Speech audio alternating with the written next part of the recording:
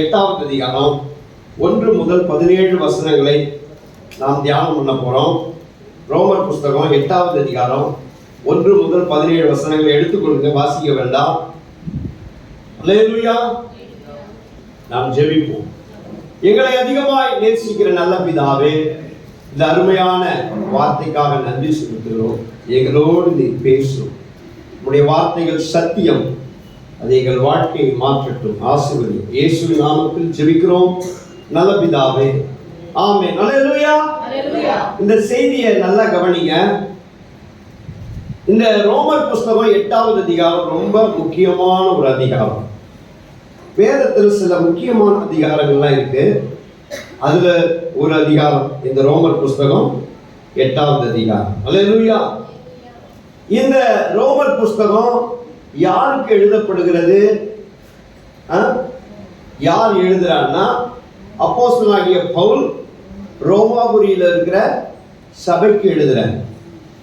இது கிறிஸ்தவர்களுக்கு, அதாவது விசுவாசிகளுக்கு எழுதப்பட்ட ஒரு வேத பகுதி. இந்த 8வது அதிகாரம் முக்கியமா விசுவாசிகளுக்கு சொல்லப்படுகிற ஒரு வேத பகுதி. இந்த 8வது அதிகாரத்துல முக்கியமான சத்தியங்கள் எல்லாம் உள்ளது. முக்கியமான சத்தியம்லாம் இந்த 8வது அதிகாரத்துல இருக்கிறது. கிறிஸ்தவ வாழ்க்கையின் முக்கியமான ஆழமான உண்மைகள் இதுல விளக்கப்பட்டுள்ளது. முக்கியமான ஆழமான உண்மைகள் இதுல விளக்கப்பட்டுள்ளது.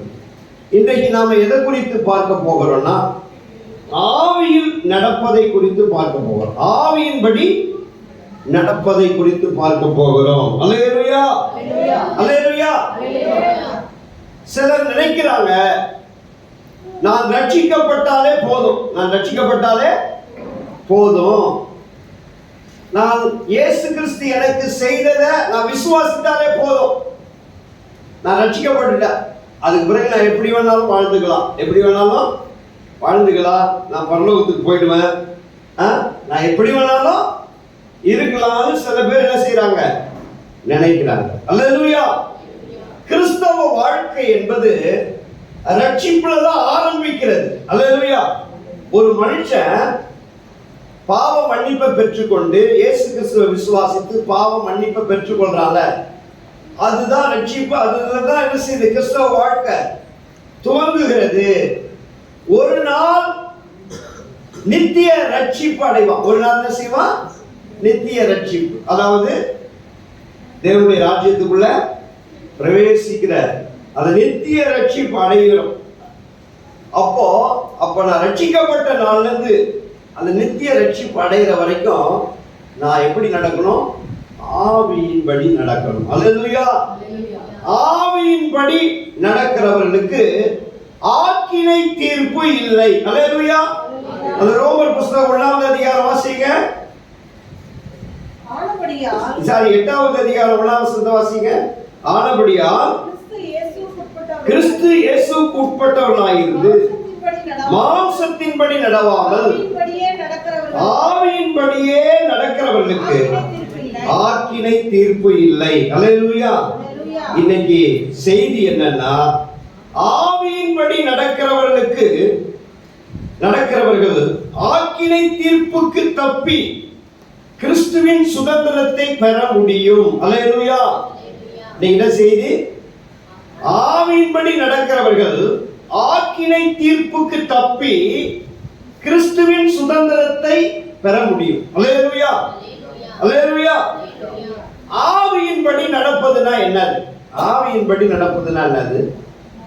பரிசுத்த ஆவியானவருடைய கைடன்ஸோட, பரிசுத்த ஆவியானவருடைய கைடன்ஸோட கிறிஸ்துவுக்குள் தேவனுடைய சித்தத்தை செய்து அவருடைய வழிகளை நடந்து அவரை மகிமைப்படுத்துவது. அல்லேலூயா. புரியுதா உங்களுக்கு? ஆவியின்படி நடக்கிறதுனா என்னன்னா, பரிசுத்த ஆவியானவருடைய சத்தத்தை கேட்டு அவருடைய கைடன்ஸ் படி கிறிஸ்துவுக்குள்ள தேவனுடைய சித்தத்தை ஒவ்வொரு நாளும் ஒவ்வொரு நிமிஷமும் செய்து அவரை மகிமைப்படுத்துவது தான் ஆவியின்படி நடக்கிறது. அல்லேலூயா. அப்படி ஆவியின்படி நடக்கிறவர்களுக்கு என்ன இல்லை, ஆக்கினை தீர்ப்பு இல்லை. அல்லேலூயா. அல்லேலூயா. 4 விஷயத்தை உங்களுக்கு சொல்ல போறேன். நாளும் முடியும். அல்லேலூயா, நாளும் முடியும். முதலாவது என்னன்னா, ஆவியின்படி நடக்கிறவர்கள் ஆக்கினை தீர்ப்பிலிருந்து தப்பித்துக் கொள்ள முடியும். அல்லேலூயா, அல்லேலூயா. பகிரங்கள பாசுங்க. ஆவியின்படி நடந்தா ஆக்கினை தீர்ப்புக்கு தப்பித்துக் கொள்ள முடியும். நான் சொன்னதை சொன்னீங்களா? அல்லேலூயா. என்ன முடியும்? ஆக்கினை தீர்ப்புக்கு எப்படி நடந்தா?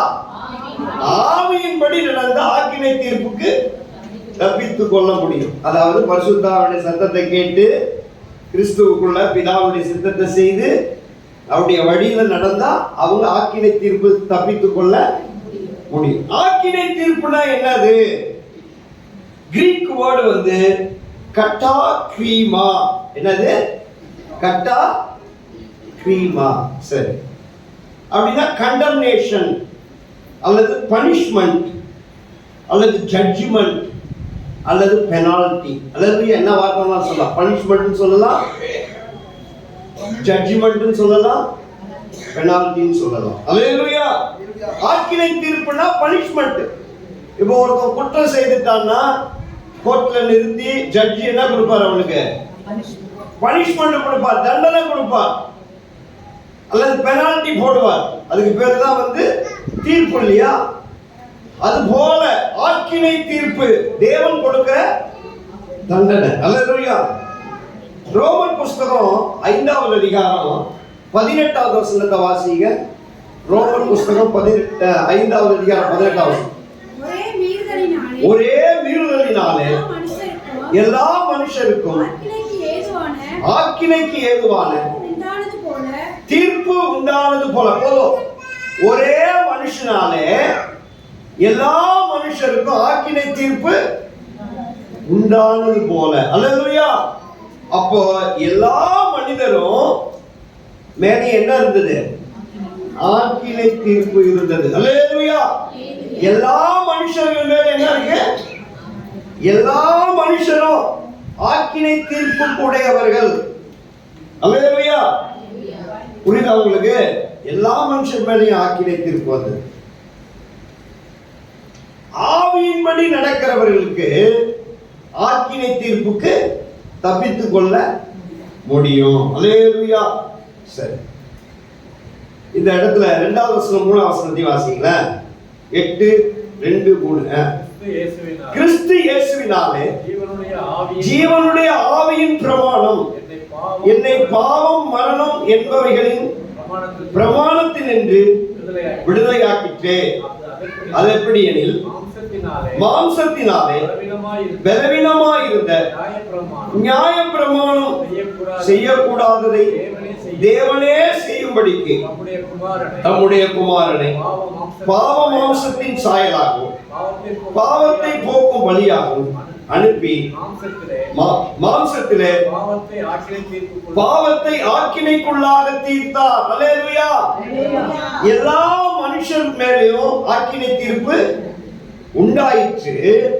ஆனா தேவன் அந்த ஆக்கினை தீர்ப்பிலிருந்து நம்மை தப்புவிக்கும்படிக்கு இயேசு கிறிஸ்து இந்த உலகத்தில் என்ன செய்தார்? நமக்காக அனுப்பினார். அல்லேலூயா. நாம எல்லாருமே குற்றவாளி கூண்டுல இருந்தோம். நமக்கு என்ன இருந்தது? மரண தண்டனை இருந்தது. அல்லேலூயா. நம்ம அட்வொகேட் யாரு? இயேசு கிறிஸ்து. அல்லேலூயா. அவர் நம்ம என்ன செய்தாரு? மீட்டுக் கொள்கிறார். அல்லேலூயா. அதுதான் ரட்சிப்பு. அது மட்டும் இல்ல, ஆவியின்படி நடக்கிறவர்கள் ஆக்கினை தீர்ப்பு தப்பித்துக் கொள்ள முடியும். அல்லேலூயா. எப்படின்னா, நம்மால செய்ய முடியாதத தேவனே செய்யும்படியாக இயேசு கிறிஸ்துவை இந்த உலகத்திற்கு அனுப்பினார். அல்லேலூயா.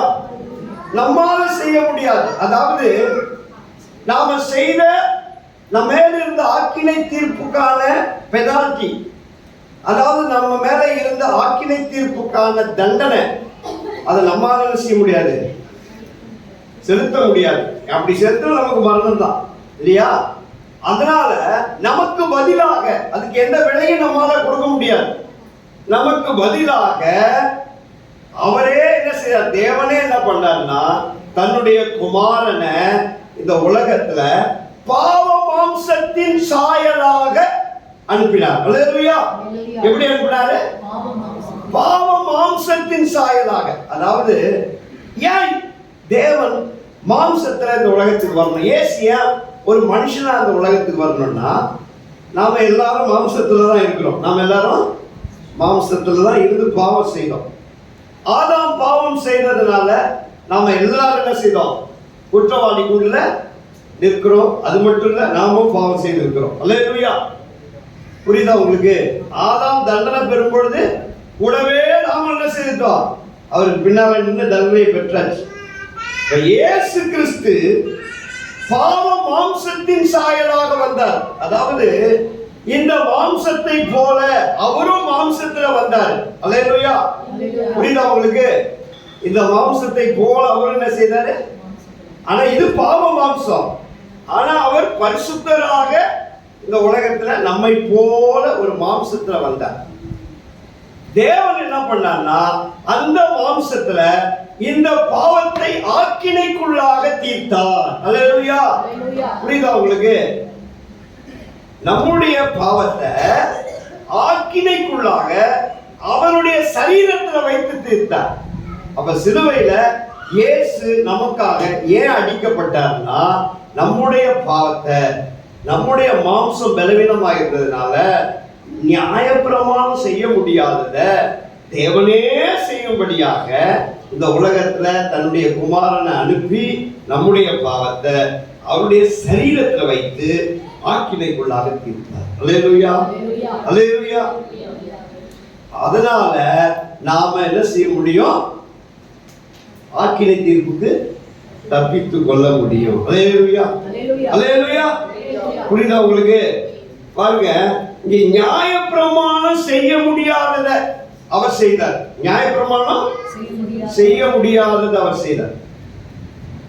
பழைய ஏற்பாட்டுல நம்மள உட்கார பிடிக்க உள்ள விட்டு பழைய ஏற்பாட்டுல தேவன் எத்தனை கட்டளை கொடுத்திருக்கிறார் தெரியுமா?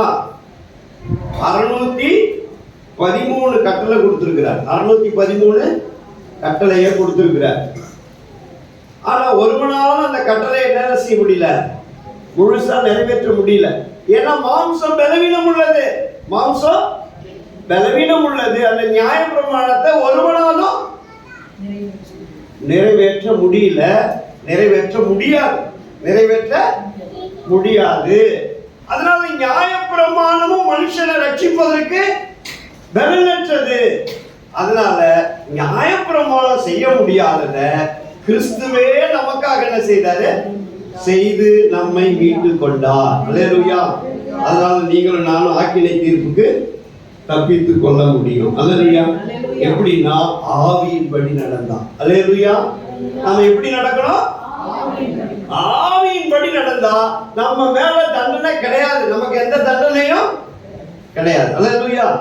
பக்கத்துல சொல்லுங்க, ஆவியின்படி நடந்தா ஆக்கினை தீர்ப்புக்கு தப்பித்துக் கொள்ள முடியும். அல்லேலூயா. அல்லேலூயா. இயேசு இந்த உலகத்தில் நமக்காக மரித்ததுனால பாவம் மரணம் என்பதிலிருந்து நாம் என்ன செய்யப்பட்டிருக்கிறோம்? விடுதலை ஆக்கப்பட்டிருக்கிறோம். அல்லேலூயா. இனிமேல் நாம பாவத்துக்கோ மரணத்துக்கோ பயப்பட தேவையில்லை. அல்லேலூயா. புரியுதா உங்களுக்கு? புரியுதா? சரி. இரண்டாவது, ஆவியின்படி நடக்கிறவர்கள் ஜீவனும் சமாதானமாய் இருப்பார்கள். அல்லேலூயா. இருக்க முடியும். ஆவியின்படி நடக்கிறவங்க ஜீவனும் சமாதானமாய் இருக்க முடியும். சொல்லுங்க பக்கத்துல நம்ம பாஸ். இரண்டாவது முடியும் என்னது? ஆவியின்படி நடக்கிறவங்க ஜீவனும் சமாதானமாய் இருக்க முடியும். அல்லேலூயா.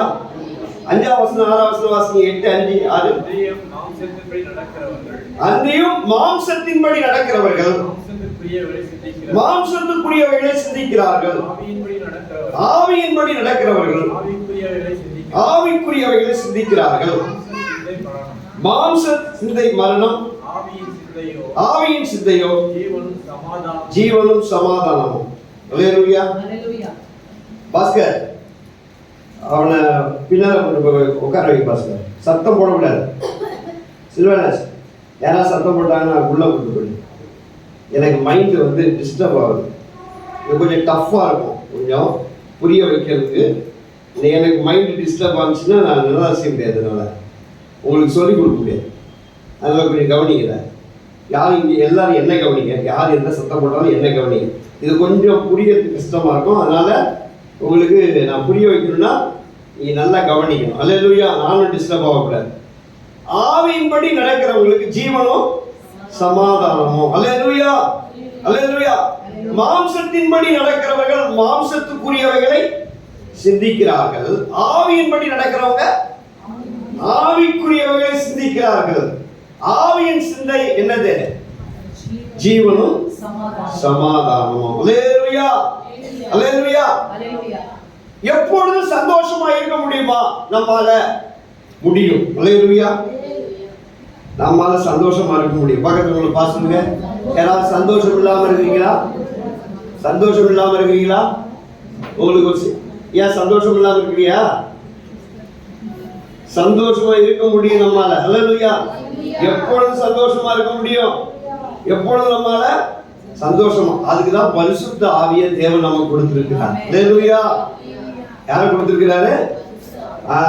9ஆம் வசனத்தை வாசிங்களேன். 9ஆம் வசனம்.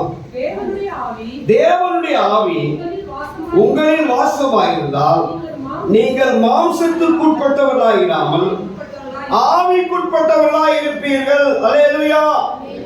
இப்ப தேவனுடைய ஆவி உங்களில் வாசமாயிருந்தால் நீங்கள் மாம்சத்துக்குட்பட்டவர்களாயிராமல் ஆவிக்குட்பட்டவர்களாய் இருப்பீர்கள். அல்லேலூயா.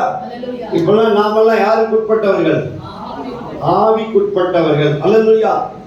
ஆவியின்படி நடக்கிறவங்களுக்கு என்ன சிந்தை இருக்கும்? ஆவியின் சிந்தை இருக்கும். அல்லேலூயா. அந்த சிந்தை சமாதானமும் ஜீவனும் சமாதானமும். அல்லேலூயா. 10ஆம் வசனத்தை வாசிங்களேன். மேலும் கிறிஸ்து உங்களில் இருந்தால் சரீரமானது பாவத்தின் நிமித்தமும் மரித்ததாயும் ஆவியானது நீதி நிமித்தம் ஜீவனுள்ளதாயும் இருக்கும். அல்லேலூயா. மேலும் கிறிஸ்து உங்களில் இருந்தாலும், அது அந்த இடத்துல எப்படி போட்டுக்கணும்னா உங்களில் இருந்தாலும். அல்லேலூயா. அதாவது கிறிஸ்து நமக்குள்ள இருந்தாலும் இந்த மாம்சம் பாவத்தின் நிமித்தம் மரித்ததாயும். அல்லேலூயா. அப்படின்னா என்ன அர்த்தம்னா, நமக்குள்ள இயேசு இருந்தாலும் இந்த சரீரம் பாவத்தின் நிமித்தமா என்ன ஆகும்? மரித்துதான் போகும். அல்லேலூயா. மரித்து போகும்னா இது மண்ணோடு மண்ணாக போகும். அல்லேலூயா. இது மண்ணிலிருந்து இருந்து எடுக்கப்பட்டதுனால இது பாவத்தின் நிமித்தம் இது மண்ணுக்கு போகும். அல்லேலூயா. யாரோ ஒருத்தவங்க மரித்தாலும், இயேசு அறியாத ஒரு மனுஷன் மரித்தாலும் அவன் எங்க போறான்? மண்ணுக்கு தான். எரிச்சாலும் அல்லது புதைச்சாலும் என்ன பண்ணாலும் மண்ணுக்கு தான், இல்லையா? அதே போல நாமும் நமக்குள்ள கிறிஸ்து இருந்தாலும் பாவத்தின் நிமித்தம் இந்த சரீரம் என்ன செய்யும்? மரித்து இந்த சரீரம் என்ன ஆகும்?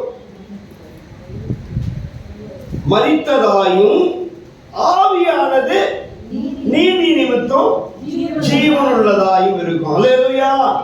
இப்போ ஒரு மனுஷன் கிறிஸ்துவுக்குள்ள இருந்தா, அல்லேலூயா, கிறிஸ்து நமக்குள்ள இருக்கிறதுனால இந்த சரீரம் மண்ணுக்கு போகும், ஆனா ஆவி ஜீவன் உள்ளதா இருக்கும். அல்லேலூயா. நம்முடைய ஆவி ஜீவன் உள்ளதா இருக்கும். புரியுதா உங்களுக்கு? அல்லேலூயா.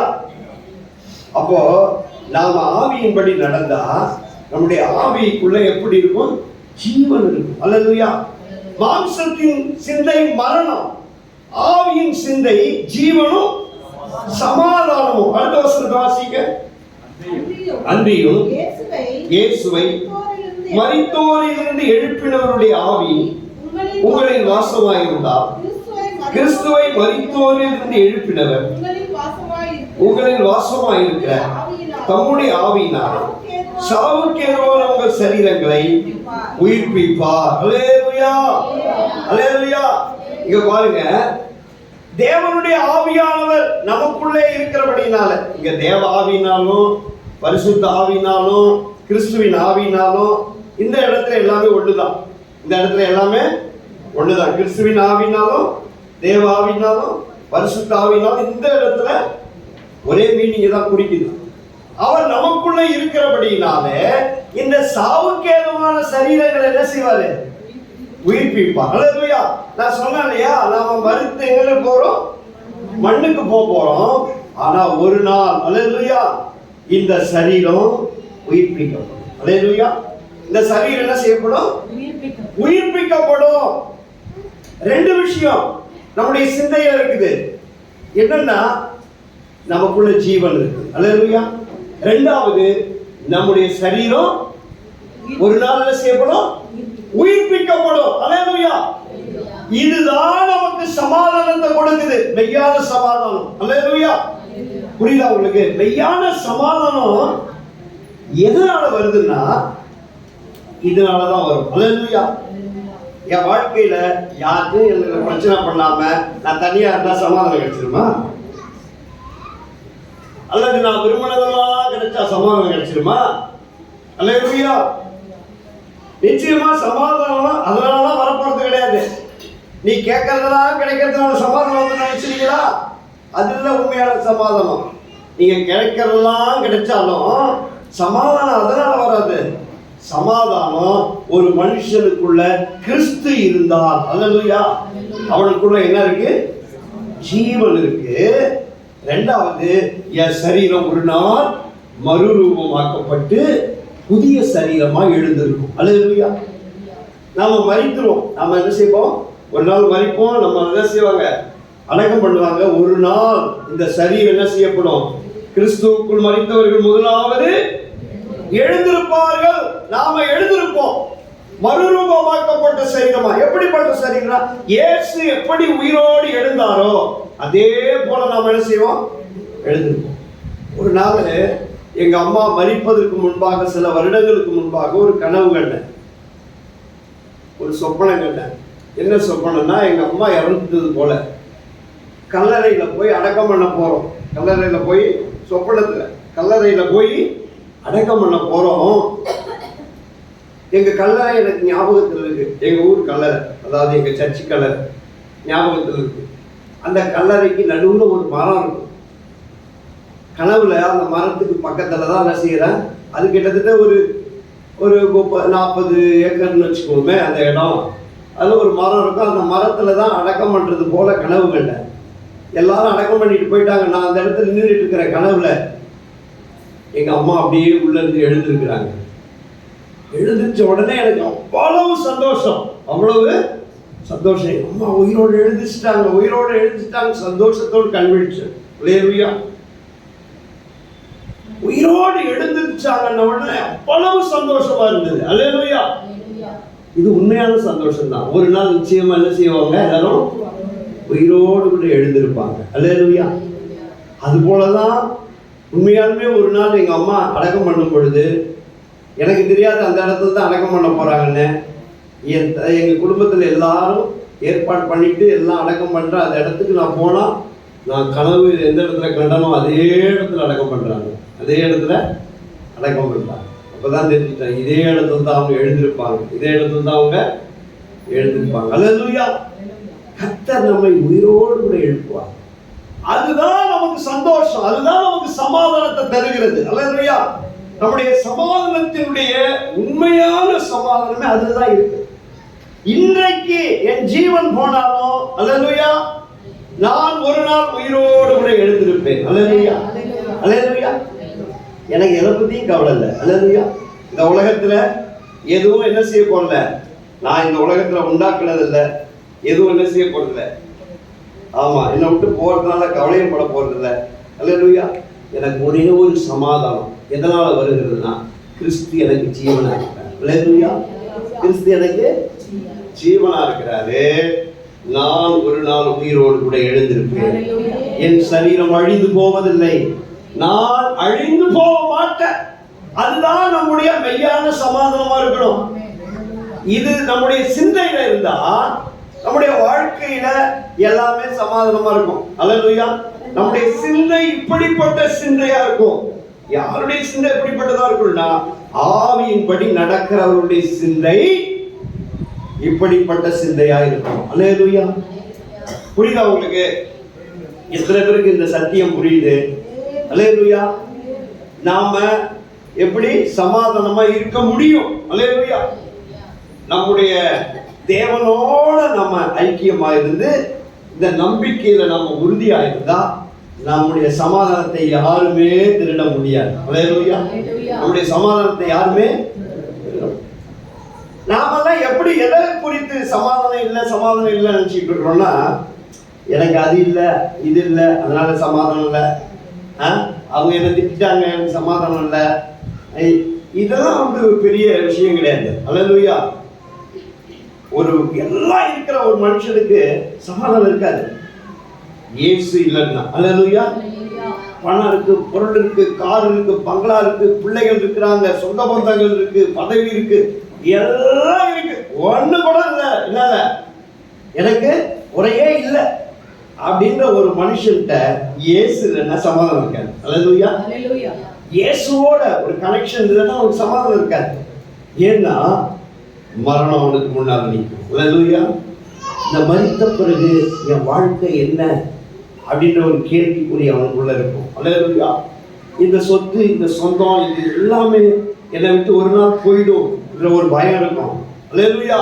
இதை விட்டு நான் போயிடுவேன் என்ற ஒரு பயம் இருக்கும். ஆனா எதுவுமே நம்ம கிட்ட இல்லைன்னாலும் இயேசு இருந்தா, அல்லேலூயா, நமக்குள்ள ஒரு பெரிய சமாதானம். அதுதான் ஆவியின் சிந்தை. அல்லேலூயா. ஆவியின்படி நடக்கிறவங்களுக்கு எப்பொழுதும் சமாதானமா இருக்க முடியும். அல்லேலூயா. அல்லேலூயா. ஞானிகள்லாம் பொதுவா எதை தேடுவாங்க தெரியுமா? இந்த உலகத்துக்குரியவைகளை தேடுறவங்கல்ல. அல்லேலூயா. மெய் ஞானிகள் அத்தனை பேரும் அல்லேலூயா ஜீவனை தான் தேடுவாங்க. அல்லேலூயா. மெய் தேவனை தான், அவன் தான் ஞானி. அவன் தான் யாரு? ஞானி. அதை கண்டுபிடிக்கிறவன் தான் ஞானி. இந்த நித்திய ஜீவன், மெய்யான தேவன், அதை தேடி போறாங்க பாருங்க, அதை கண்டுபிடிக்கிறவன் தான் ஞானி. அல்லேலூயா. கர்த்தர் நாமெல்லாம் தேடாம நம்மளை தேடி அது வந்துருச்சு. அல்லேலூயா. அல்லேலூயா. நம்மளாம் தேடி போனோமா, நித்திய ஜீவனை தேடிட்டு மலை மேலேயும் அங்கேயும் இங்கேயுமா அலைஞ்சிட்டு இருந்தோம். அல்லேலூயா. நாம ஏதோ கடனை கலைஞ்சிக்கிட்டு இருந்தோம், கர்த்தர் ஜீவனை கொடுத்துட்டாரு. அல்லேலூயா. நாம ஏதோ சுகத்துக்கு அலைஞ்சிக்கிட்டு இருந்தோம், கர்த்தர் நித்திய சுகத்தை கொடுத்துட்டாரு. அது அவருடைய கிருபை. அல்லேலூயா. அந்த மெய்யான சமாதானம் உங்களை விட்டு யாரும் எடுக்க முடியாது. அல்லேலூயா. அதை கர்த்தர் ஆவியானவர் நமக்குள்ள இருந்து அந்த சமாதானத்தை நம்ம கொடுத்திருக்கிறார். அல்லேலூயா. எதுவுமே இல்லைனாலும் ஒரு மெய்யான சமாதானம் ஒரு டீப் ஹார்ட்ல உங்களுக்குள்ள இருக்கும். அல்லேலூயா. ஏன்னா பரிசுத்த ஆவியானவர் உள்ளுக்குள்ள இருக்கிறார். அல்லேலூயா. அவர் பெரிய சமாதானத்தை நமக்கு கொடுப்பார். இதுதான் இந்த சத்தியம் சொல்லுது.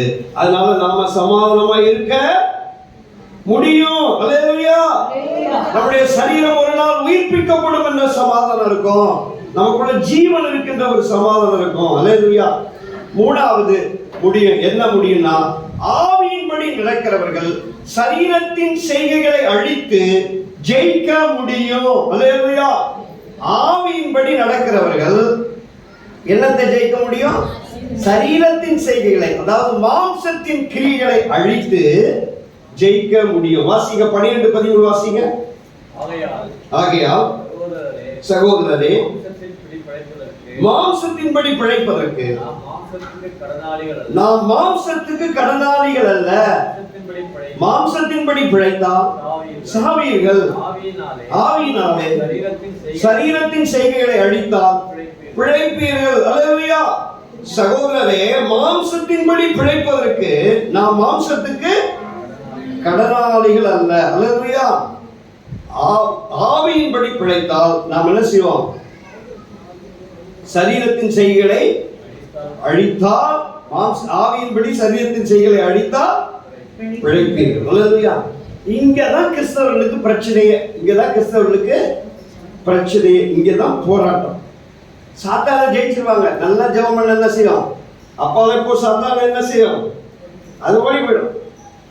ரெண்டாவது உலகத்தையும் என்ன செஞ்சிருவாங்க? ஜெயிச்சிருவாங்க. உலகத்துல எதுவும் பிரியம் இல்லை, எனக்கு அது காசு பணம் அதெல்லாம் எனக்கு ஒன்றும் பெரிய பிரச்சனை கிடையாது. நான் பக்தியா வாழ்ந்து கர்த்தருக்கு பிரியமானது செய்ய முடியும். ஆனா இந்த மாம்சத்தை ஜெயிக்கிறது தான் மனுஷனுக்கு போராட்டம். அல்லேலூயா.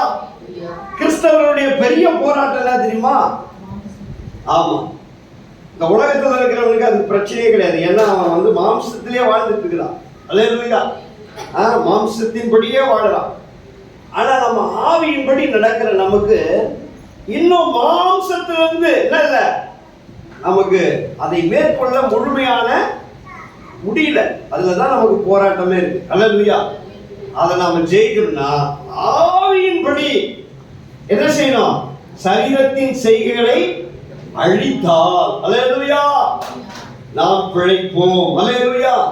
நீங்க வாசிக்கல மாம்சத்துக்கு வாசிங்க கலாத்தியர் 5வது அதிகாரம் 16வது வசனத்தை வாசிங்க. 5:16. பின்னும் நான் சொல்லுகிறது என்னவென்றால் ஆவிக்கேற்றபடி நடந்து கொள்ளுங்கள். அப்பொழுது மாம்ச இச்சை நிறைவேற்றாதிருப்பீர்கள். ஆவிக்கேற்றபடி நடந்து கொள்ளுங்கள். ஆவியானவர் சொல்றபடி நீங்க நடந்து கொள்ளுங்க. அப்பொழுது மாம்சத்தின் இச்சையை நிறைவேற்றாதிருப்பீர்கள். அடுத்த வசனம். மாம்சம் ஆவிக்கு விரோதமாகும். ஆவி மாம்சத்துக்கு விரோதமாகும். இச்சிக்கிறது. நீங்கள் செய்ய வேண்டும் என்றிருக்கிறவைகளை செய்யாதபடிக்கு இவைகள் ஒன்றுக்கொன்று விரோதமாக இருக்கிறது. அல்லேலூயா. நமக்குள்ள ரெண்டு ஃபைட் பண்ணிட்டு இருக்கு. ஒண்ணு என்னது? மாம்சம். அல்லேலூயா. இன்னொன்னு ஆவி. இந்த மாம்சம் இருக்கு பாருங்க. இந்த மாம்சத்துக்குள்ள நாம வாழற வரைக்கும் நம்முடைய ஆவியும் இந்த மாம்சம் என்ன செய்யுது? ஒன்றுக்கொன்று விரோதமாக போராடிட்டு இருக்கு. அல்லேலூயா. எப்படி போராடுது? நாம செய்ய வேண்டும் என்று இருக்கிறவைகளை செய்யக்கூடாதபடிக்கு என்ன செய்யுது? ஒன்றுக்கொன்று விரோதமா போராடி. ஒண்ணு ஆவி ஜெயிச்சா மாம்சம் தூக்கும், மாம்சம் ஜெயிச்சா ஆவி தூக்கும். நீங்க எல்லாருமே இன்னைக்கு காலையில மாம்சத்தை ஜெயிச்சுட்டு தான் வந்திருக்கீங்க. அல்லேலூயா. எப்படி தெரியுமா? காலையிலேயே ஒரு யோசனை வந்து, அல்லேலூயா, அடுத்த வாரம் போய்க்கலாம், அடுத்த வாரம் போய்க்கலாம். ஒரு மாம்சம் என்ன பண்ணிருக்கு? சொல்லியிருக்கு. உங்க ஆவி என்ன பண்ணிருக்கு? இல்ல இன்னைக்கு கர்த்தரை போய் ஆராதிச்சாகணும் அப்படின்னு கிளம்பி வந்துருச்சு. அல்லேலூயா. நீங்க மாம்சத்தை ஜெயிச்சுட்டு தான் இங்க வந்திருக்கிறீங்க. அல்லேலூயா. சில பேர் தோத்துட்டு வீட்டுல படுத்துட்டு இருக்காங்க. அல்லேலூயா. சில பேர் எங்கேயோ போயிட்டு இருக்கிறாங்க, மாம்சம் சொன்ன இடத்துக்கு போயிட்டு இருக்கிறாங்க. அல்லேலூயா. கறி வாங்க போயிட்டு இருக்கிறாங்க. சில பேர் என்ன பண்ணிட்டு இருக்காங்க? சரி நீ போயிட்டு வான்னு சொல்லிட்டு படுத்துக்கிட்டாங்க. இல்லை வீட்டுல ஏதோ பண்ணிட்டு இருக்கிறாங்க. அல்லேலூயா. அது மாம்சம் ஜெயிச்சிருச்சாங்க, இங்க ஆவி ஜெயிச்சிருச்சு. அல்லேலூயா. நம்முடைய வாழ்க்கையில எல்லாத்துலயுமே இப்படிப்பட்ட ஒரு போராட்டம் இருக்கு. அல்லேலூயா. இந்த மாம்சத்துக்கும் ஆவிக்கு என்ன இருக்கு? காலையில எழுந்திருச்சு ஜெபம் பண்ணலாம்னு என்ன செய்யும்? ஆவி சொல்லும். மாம்சம் என்ன பண்ணும்? இன்னும் கொஞ்சம், இன்னும் 5 நிமிஷம் இருக்கு, இன்னும் 10 நிமிஷம், அப்படி இப்படி 5:45. இனிமேல் எங்க போறது? இனிமேல் போய் எப்படி ஜாயின் பண்ணிக்கிறது? விட்டு அங்க மாம்சம் ஜெயிச்சிருச்சு. மாம்சம் என்ன பண்ணிடுச்சு? இன்னைக்கு ஃபாஸ்டிங் இருக்கலாம் தீர்மானம் பண்ணியாச்சு. ஆவி சொல்லிடுச்சு இன்னைக்கு என்னது? ஃபாஸ்டிங் இருக்கணும், இன்னைக்கு ஜெபம் பண்ணி கர்த்தரை என்ன செய்யணும். மாம்சம் சொல்லுது ரொம்ப ஃபாஸ்டிங் இருக்காத, வயிற்றுல புண்ணு ஒரு மாதிரி வலிக்கு இருக்குல்ல, அவனுக்கு வலி இருக்குல்ல, அதனால என்ன செய்யாத, அப்புறமா எடுத்துக்கலாம். சில பேருக்கு ஆவி சொல்லிச்சு, ஆவி எழுதி கொடுத்துச்சு என்னன்னு, நான் 21 நாள் ஜெபத்துக்கு வருவேன். மாம்சம் என்ன பண்ணிடுச்சு? நீ எப்படி போக பாத்திர, நீ எப்படி போக பாத்திரன்னா அடிச்சு காலி பண்ணிடுச்சு. அல்லேலூயா. இப்ப இந்த ரெண்டு போராட்டம் நம்முடைய வாழ்க்கையில இருந்துகிட்டே இருக்கும். அல்லது எல்லா விஷயத்திலையும். ஆனால் ஆவியின்படி நீங்கள் நடப்பீர்களானால் மாம்சத்தின் செயல்கள் என்ன செய்வீங்க? அழிப்பீர்கள். மாம்சத்தின் கிரிகள் என்ன? 19 வாசிக்கலாம். மாம்சத்தின் கிரிகள் வெளியரங்கமாய் இருக்கின்றன. அவைகள் யாவன? விபச்சாரம், வேசித்தனம், அசுத்தம், காம விகாரம். மொத்தம் எத்தனை? இதுல 4 17 மொத்தம். இப்ப நாம வாசிச்சது எத்தனை? விபச்சாரம், வேசித்தனம், அசுத்தம், காம. இது 4. இந்த 4 மாம்சத்தின் கிரியை. 17 மாம்சத்தின் கிரியை. இந்த 4 என்னன்னா நம்முடைய சரீரத்துக்கு விரோதமாகவே போராடுது. நம்முடைய சரீரத்துக்கு விரோதமாகவே போராடுது. அல்லேலூயா. இந்த மாம்சத்துக்கு விரோதமாகவே போராடுது. அல்லேலூயா. பாருங்களேன், நம்முடைய சரீரத்தையே இது அழிச்சிடும். விபச்சாரம், வேசித்தனம், என்னது இதெல்லாம் ரொம்ப ஹையர் லெவல் இருக்குல்ல. இதனுடைய லோ லெவல் நம்மகிட்ட இருக்கும். அல்லேலூயா. இதனுடைய லோ கிரேடு அல்லது லோ வெர்ஷன் நம்மகிட்ட இருக்கும். அல்லேலூயா. எப்படி இருக்கு? எல்லாம் செல்போன்லயே இருக்கும். சினிமா இது எல்லாத்தையும் என்ன செய்யுது? அசுத்தம், அருவருப்பு எல்லாம் இதுலயே இருக்கும். அல்லேலூயா. இதை ஜெயிக்கணும். இதை என்ன செய்யணும்? ஜெயிக்கணும். ஆவியின்படி நடந்தா இதை ஜெயிக்கலாம். அல்லேலூயா. அடுத்த வாசிங்க. விக்கிரக ஆராதனை, பில்லி சூனியம். அல்லேலூயா. விக்கிரக ஆராதனை. பாஸ்டர், நாங்களாம் விக்கிரக ஆராதனை பண்ணல. அது ரொம்ப ஹையரா சொல்லுது. அதனுடைய லோ என்ன தெரியுமா?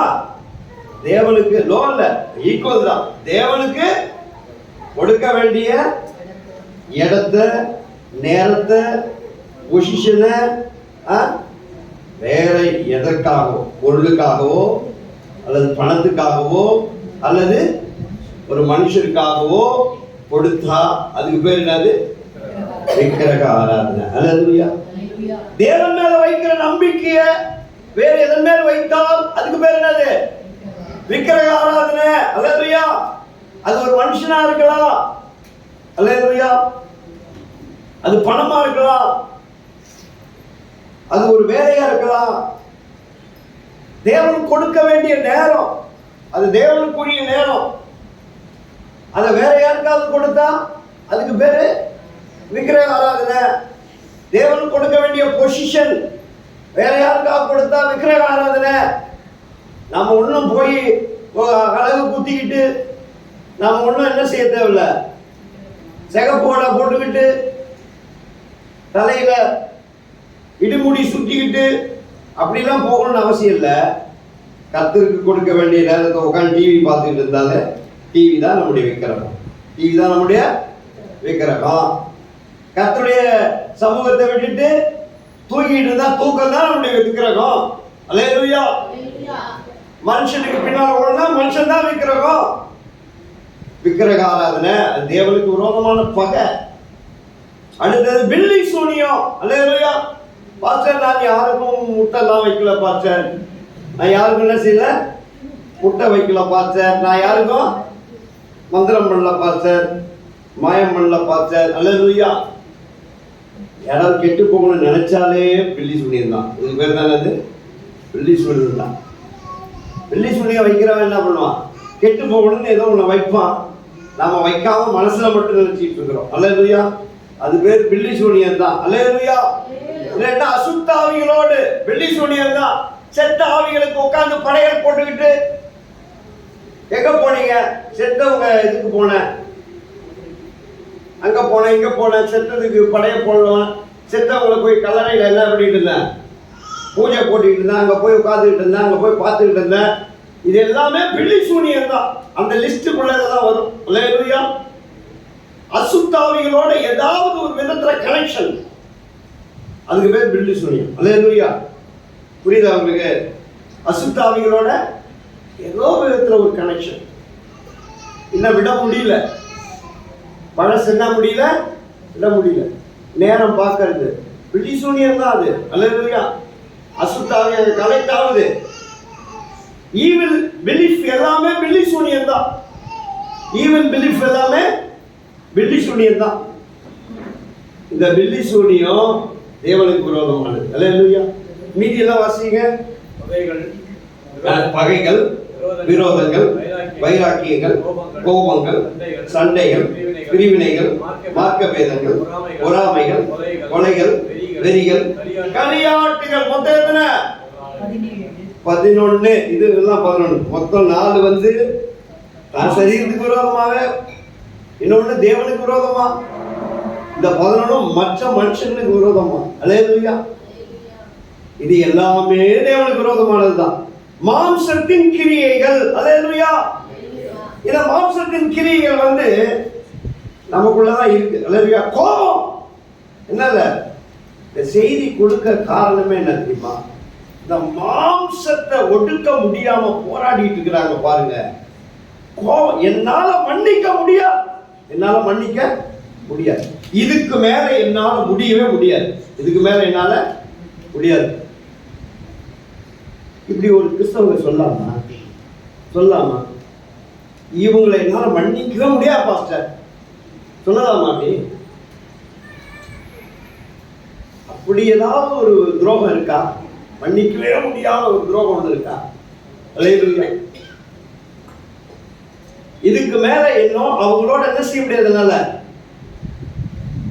முகம் கொடுக்க முடியாது. கோபம், வைராக்கியம். என்னது? வைராக்கியம், கோபம், கெட்ட வார்த்தை, சண்டை சண்டை சண்டை சண்டை. சின்ன சின்ன சண்டை போட்டாலும் சண்டை தான். அல்லேலூயா. அடிச்சுக்கிட்டு நின்னாலும் சண்டையை கட்சிக்கிட்டாலும் சண்டை தான். வார்த்தையினாலும் சண்டை போட்டாலும் சண்டை தான். கணவன் மனைவி சண்டை போட்டாலும் சண்டை தான்.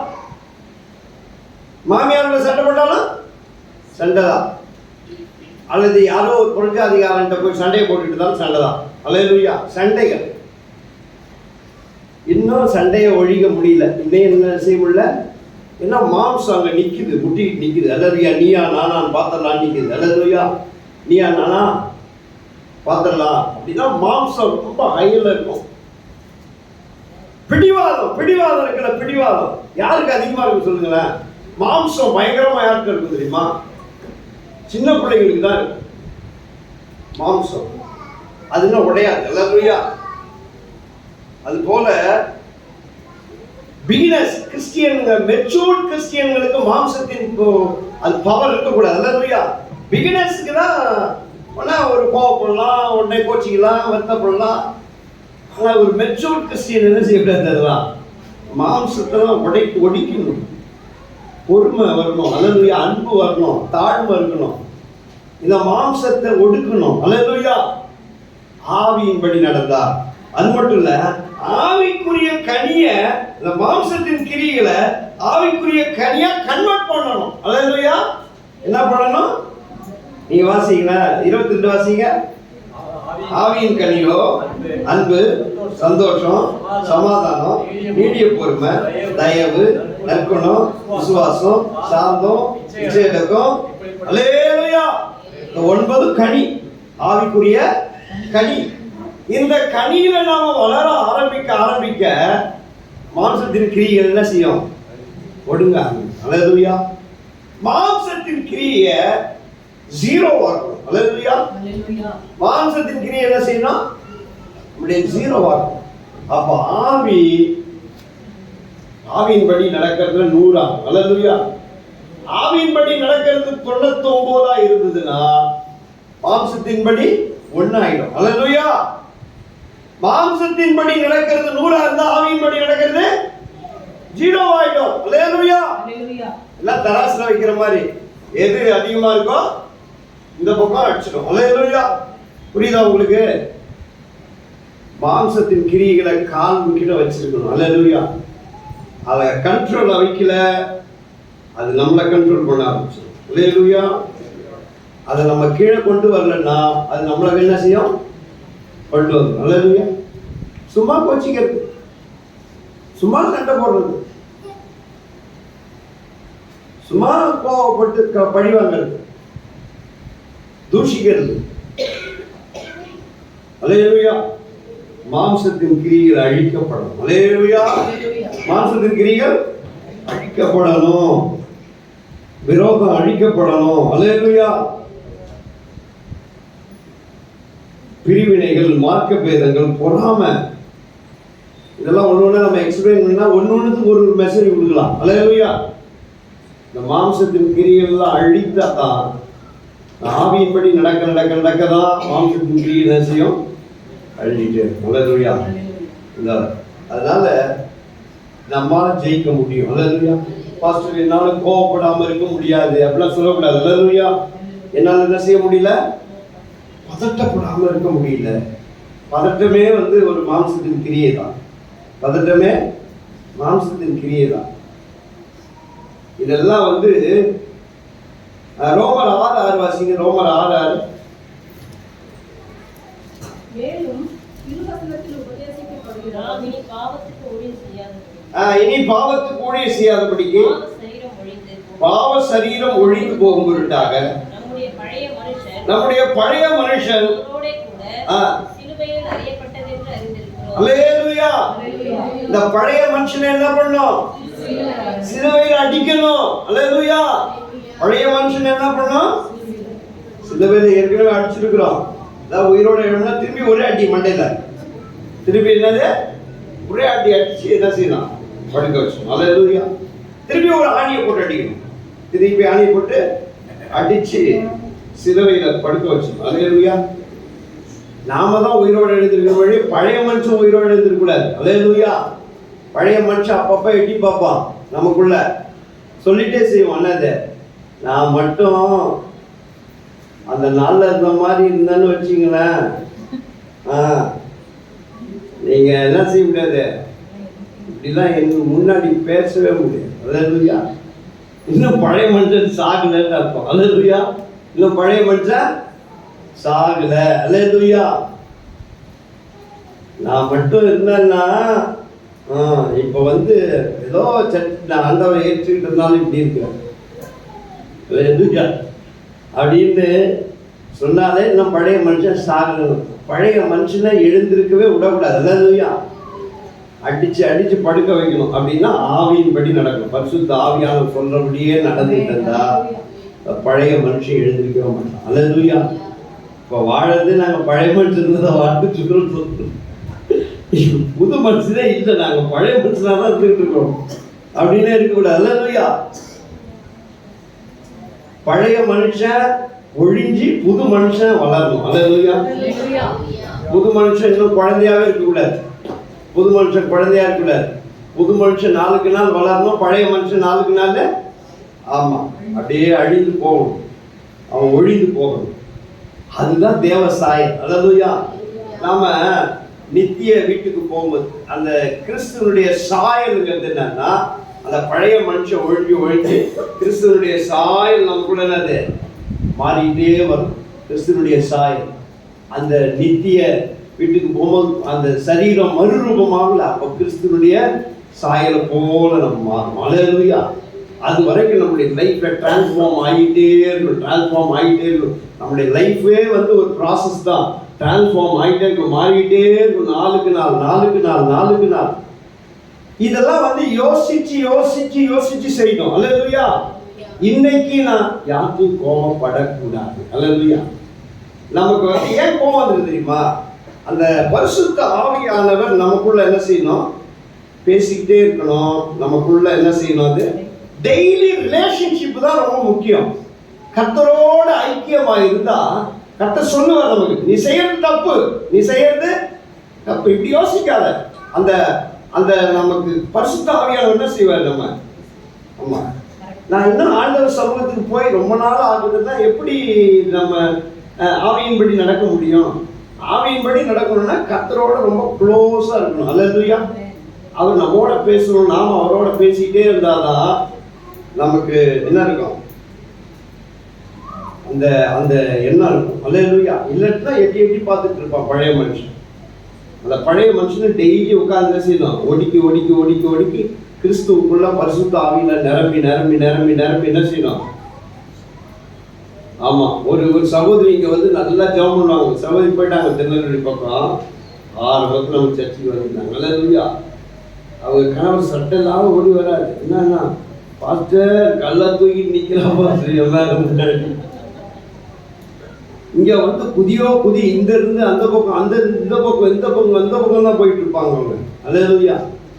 வீட்டுல போனா அம்மா பெரிய கல்லை வச்சுட்டு நிக்கிறாங்க, கணவர் மேல போடுறது. அல்லேலூயா.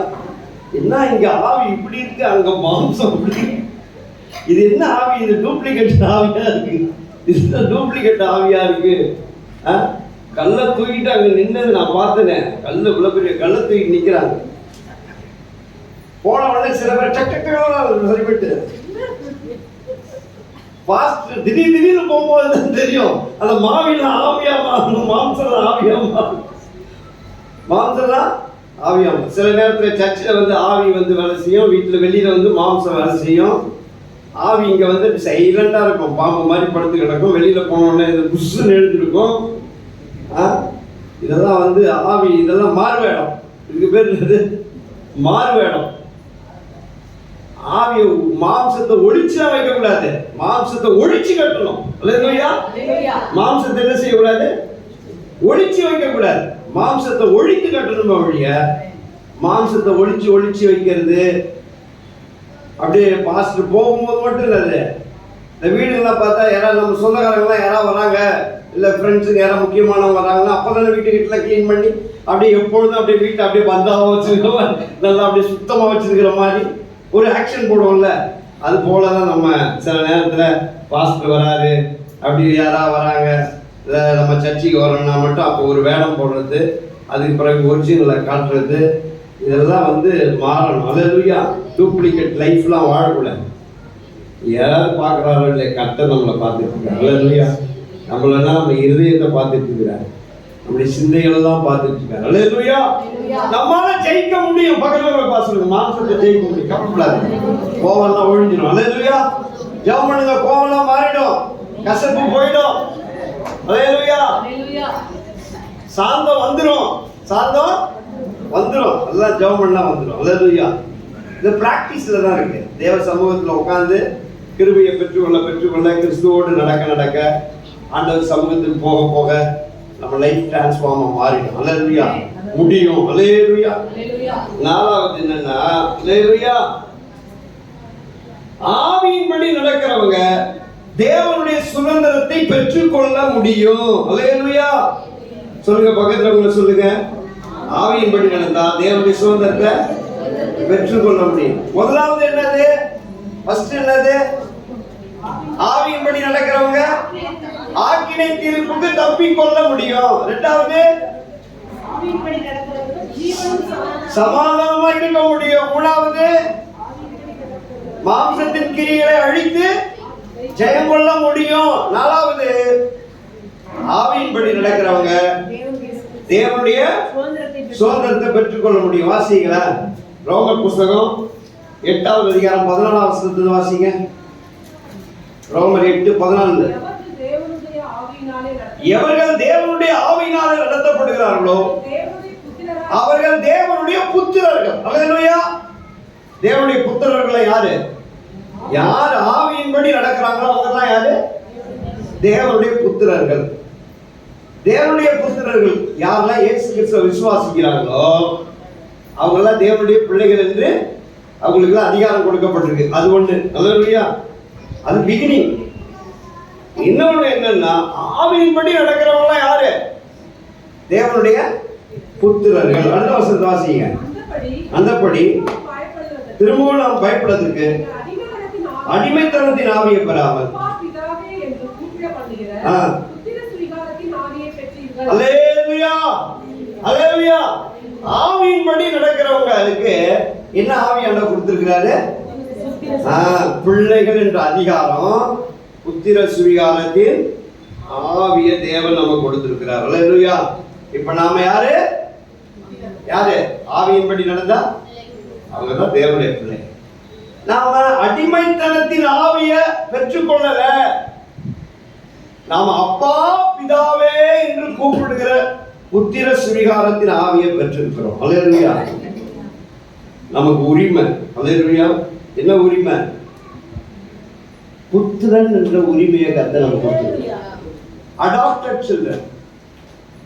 அடாப்டட் சில்ட்ரன்னா இப்போ ஒரு குழந்தைய தத்தெடுத்துட்டு வந்தா நீங்க ஒரு குழந்தை உங்கள்கிட்ட இருக்கு, உங்க பிள்ளை ஒன்று இருக்கு, இன்னொரு பிள்ளை என்ன செய்றீங்க, நீங்க போய் அரசாங்கத்திட்ட தத்து எடுத்துட்டு வரீங்கன்னா அரசாங்கத்துக்கு நீங்க எழுதி கொடுக்கணும் என்னன்னு, உன் சொந்த பிள்ளையை எப்படி ட்ரீட் பண்ணுவியோ, உன் சொந்த பிள்ளைக்கு எப்படி உன் சொத்தை பிரிச்சு கொடுப்பியோ, உன் சொந்த பிள்ளையை எப்படி பாதுகாப்பியோ, அதே போல உன்னுடைய சுவிகார அல்லது நீ தத்து எடுத்துட்டு வர பிள்ளையை என்ன செய்யணும், அல்லேலூயா, பாதுகாக்கணும், அவனுக்கு அதே சொத்தை கொடுக்கணும், அவனுக்கு அதே உரிமையை கொடுக்கணும். அல்லேலூயா. இது அரசாங்கத்தினுடைய சட்டம். அது போலதான் அல்லேலூயா தேவன் நம்மை சுவிகார புத்திரர்களாக கர்த்தர் நம்மை தெரிந்தெடுத்திருக்கிறார். 17 வசனம் வாசிங்க. நாம் தேவனுடைய பிள்ளைகளாக இருக்கிறோம் என்று ஆவியானவர்தாமே நம்முடைய ஆவியுடனே கூட சாட்சி 17 நாம் பிள்ளைகளானால் சுதந்திரருமாமே, தேவனுடைய சுதந்திரரும் கிறிஸ்துவுக்கு உடன் சுதந்திரருமாமே, கிறிஸ்துவோடு கூட நாம் மகிமைப்படும்படிக்கு அவரோடு கூட பாடுபட்டாலும் அப்படியா. அல்லேலூயா. நீங்க தேவனுடைய பிள்ளைகளானால் சுதந்திரம். அல்லேலூயா. சுதந்திரம் யாரு? தேவனுடைய சுதந்திரத்துக்குரியவங்க. அல்லேலூயா. தேவனுடைய சொத்துக்கு, தேவனுடைய ஆஸ்திக்கு சொந்தமானவங்க. அல்லேலூயா. நாம எல்லாம் வெறுமையானவங்க கிடையாது. அல்லேலூயா. நாம எல்லாம் எம்டி கிடையாது. நாம தேவனுடைய ஆஸ்திகளுக்கு சொந்தக்காரங்க. அல்லேலூயா. தேவனுடைய ஐஸ்வர்யத்துக்கு சொந்தக்காரங்க. யாரும் உங்களை அற்பமா எண்ணையாதீங்க. அல்லேலூயா. இந்த உண்மை இல்லைன்னு நினைக்காதீங்க. அல்லேலூயா. அது பொய்.